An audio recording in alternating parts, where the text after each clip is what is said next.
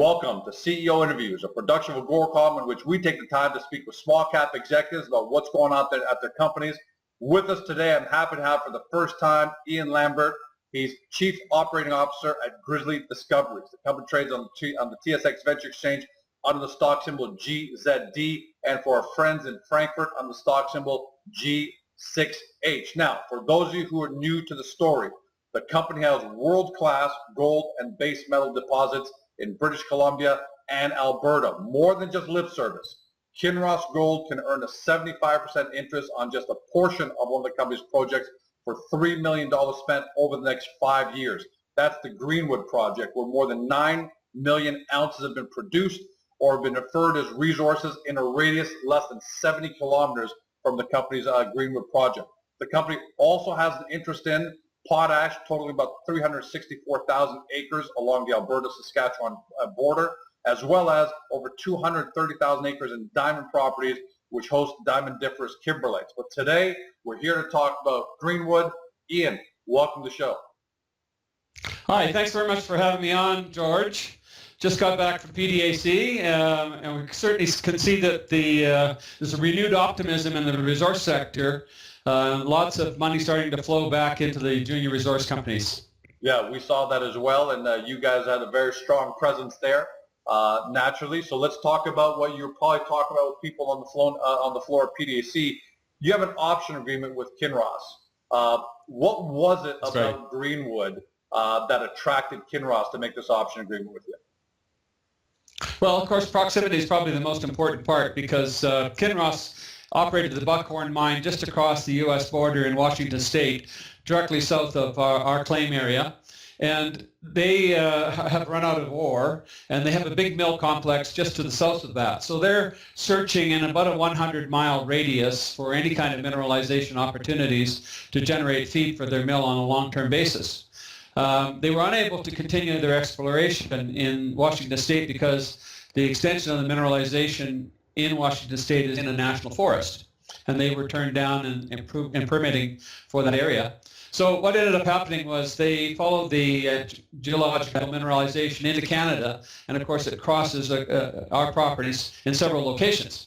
We were therefore a natural for them to talk to, and even though it probably took 4 years for them to get to the table and finalize an agreement with us, we were able to, 2 years ago, get them to agree to spend $3 million US, which is a little bit over $4 million Canadian.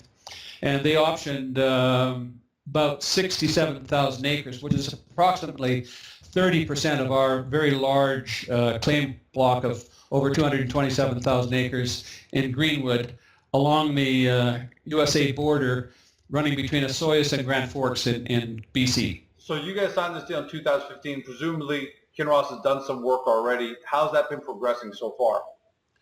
Well, they've done 2 summer programs the last 2 years, and they're getting ready. They've developed drill targets now, and they're getting ready to drill this summer. They've applied for permits on some areas, and there were already drill permits for other areas that we already had. And we expect them to spend approximately $750,000 this year on exploration. They have to complete at least 750 meters of drilling, though we anticipate it'll be quite a bit more. In addition, they'll probably do some other groundwork and sampling and trenching and that sort of thing to develop new targets. Is it a safe assumption for me to say that if they're happy with what they did what they saw in 2015, happy with what they saw in 2016, that there's reason for optimism here?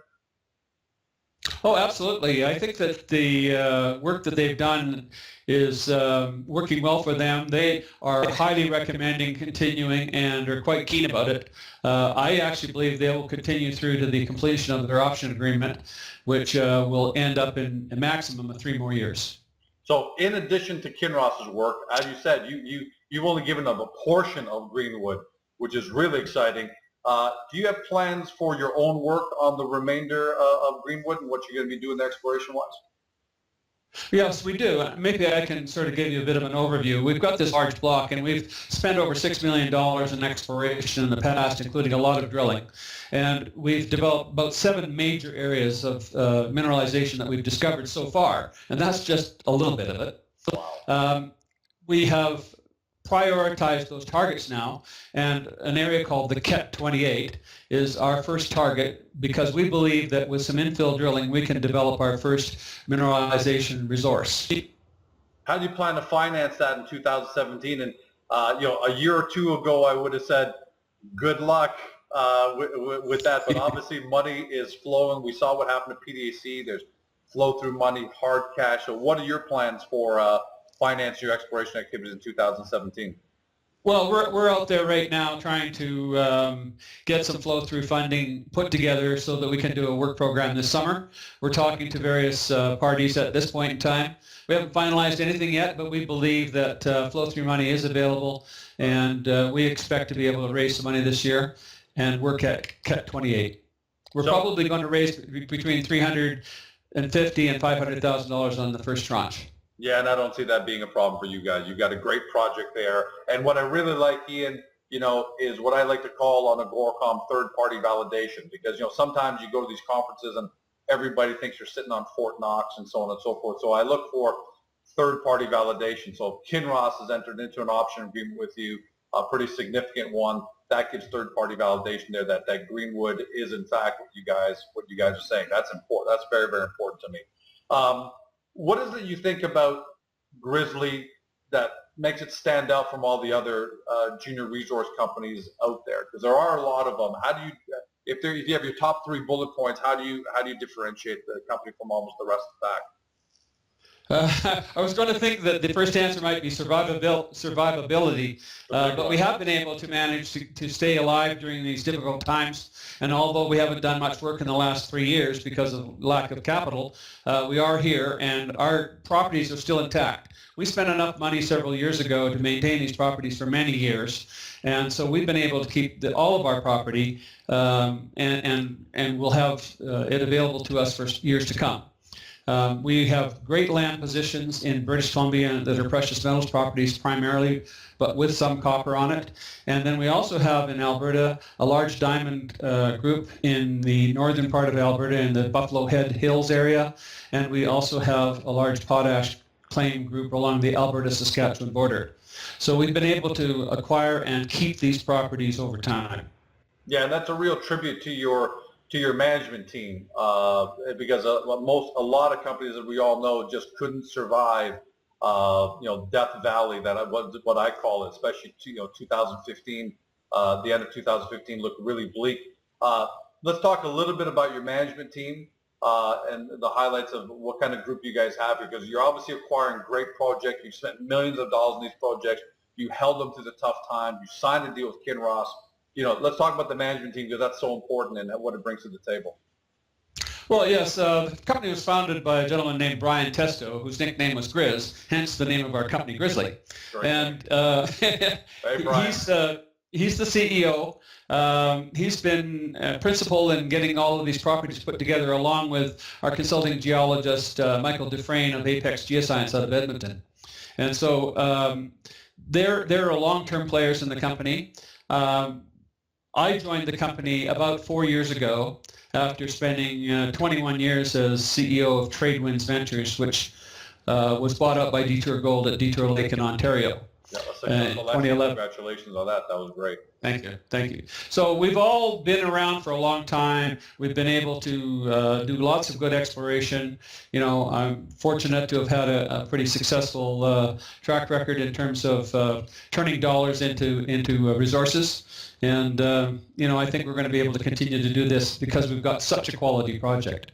Well, Ian, this is the first of what I presume will be many interviews with you and the Grizzly team over the next 12 months.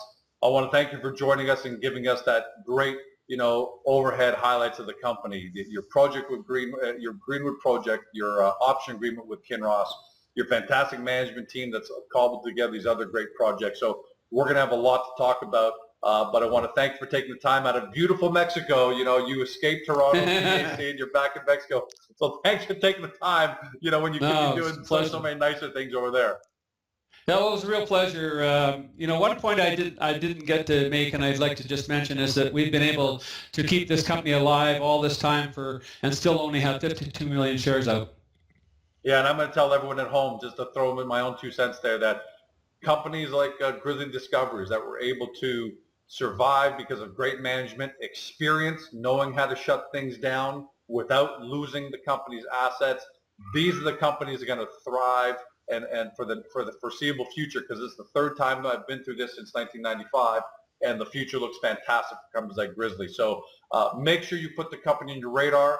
You got to go take a look at their website, take a look at the overview of their projects, and also get to a GoreCom where we've got nice, neat profiles for you in order to be able to swallow the company's information in nice sized bites.